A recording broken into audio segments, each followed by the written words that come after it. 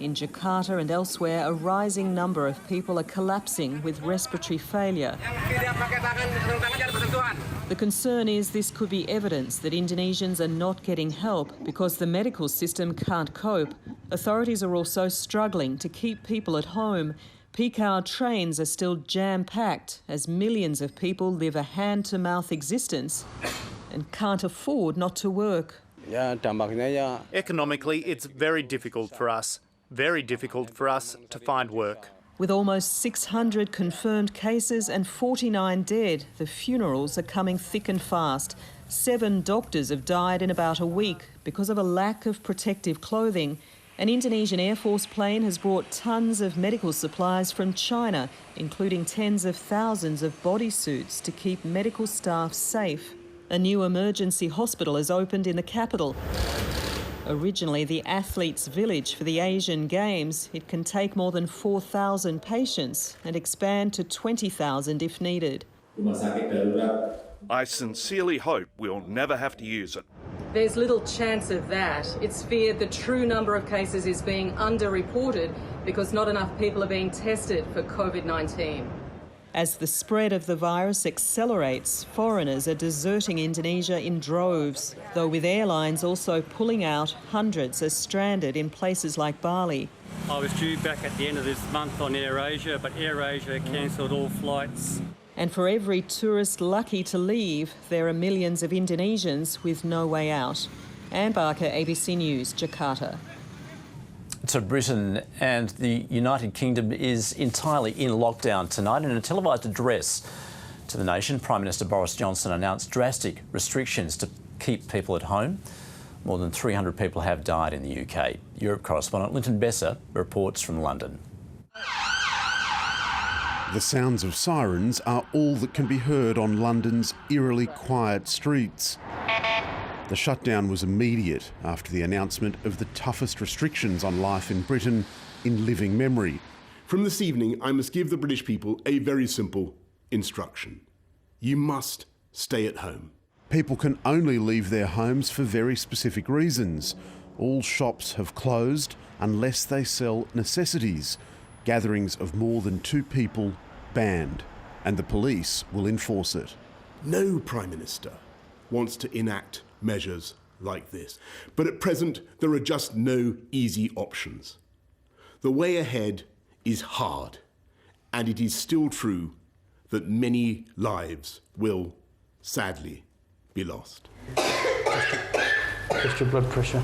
With the UK death toll 6 times higher than a week ago, Boris Johnson described it as a moment of national emergency. I think he's made the right decision, actually. We have to flatten the curve and prevent as many deaths as possible. Yeah, I got my YouTube channel.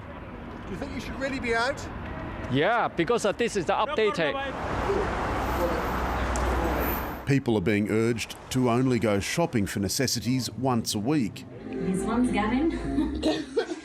The other one's Steffi. There's been a run on live chickens as people seek to guarantee their own supply of eggs.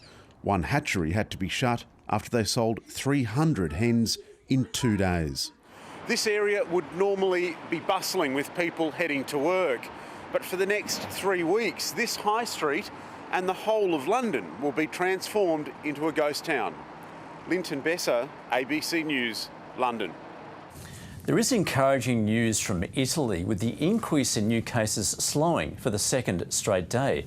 Another 4,700 infections have been reported, but that's 700 less than the previous day. The rise in deaths from the disease is also slowing, but in Spain, the death toll has had its largest jump in a single day. And there's concern there about the number of health workers infected. There are about 4,000, or 1 in 10 cases. The number of infections continues to rise in Germany, but the Chancellor Angela Merkel has had some good news personally. Her initial test for coronavirus came back negative. She'll undergo further screening. US President Donald Trump has worried American health experts by questioning whether the current lockdown strategy there could ultimately do more harm than good. A growing number of states in America are shutting down as cases of coronavirus soar to more than 46,000, making it the 3rd highest in the world. North America correspondent James Glenday reports. Across the United States, people are adapting to life in lockdown. In Rhode Island, Albert Vicoli's family gave the 92-year-old a drive-through birthday. Happy birthday to you. I'll never forget it. Online, people are getting creative as they try to socialise while also social distancing. One couple outdid the rest, getting married while a friend officiated from a fourth-floor window. But nothing can distract from the brutal reality facing the nation. Closed businesses fear they'll soon go bust. After a lot of deliberations this week, we had to make the very difficult decision of laying everybody off. Millions have filed for unemployment benefits, and more states are ordering people to stay inside. I don't want no one that works here to die or be sick or bring it home to their children.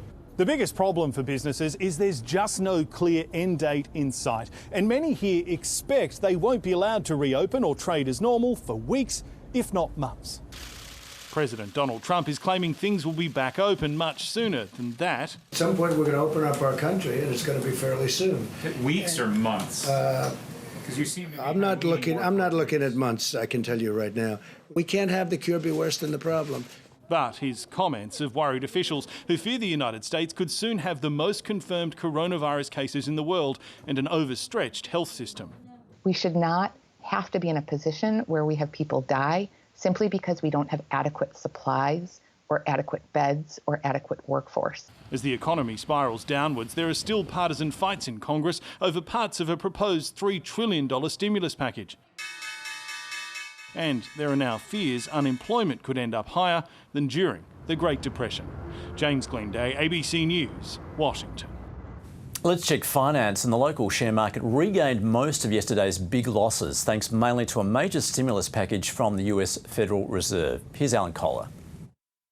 Well, the share market managed a 4.2% rise, and as usual these days, there were big moves both ways. BHP up 5%, Credit Corp up 46%, Macquarie nearly 11%, leading all the banks higher. On the downside, among many others, Cash Converters and Michael Hill Jewellers. Shares in New York fell last night, even though the Federal Reserve announced a massive, unlimited stimulus effort. But there were very strong gains in Asia today, Japan and Korea in particular, up around 6%. On commodity markets, gold and oil prices jumped, but iron ore fell quite heavily and copper went down as well. And the Australian dollar has had a huge rise, 2 cents almost. Goodness me. It's because the Fed's actions had an impact on the US dollar last night, if little else. But I mainly want to show some graphs tonight. Here's the first read on post-coronavirus consumer confidence. It's collapsed to the lowest in 30 years, that is, the last recession. CBA has some data on credit card spending. First, spending on services is well down, but on goods it's soaring.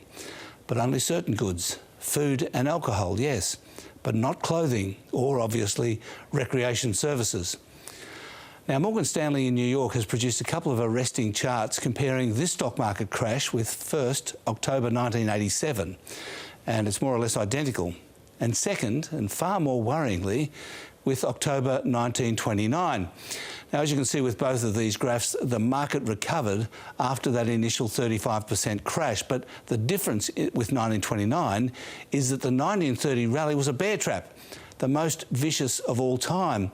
After that, the market fell for 2 years, ending more than 80% lower. But the big difference now is that in the Great Depression, America's New Deal stimulus came in 1933, too late. This time, governments everywhere, and central banks in particular, are acting forcefully now. And that's finance.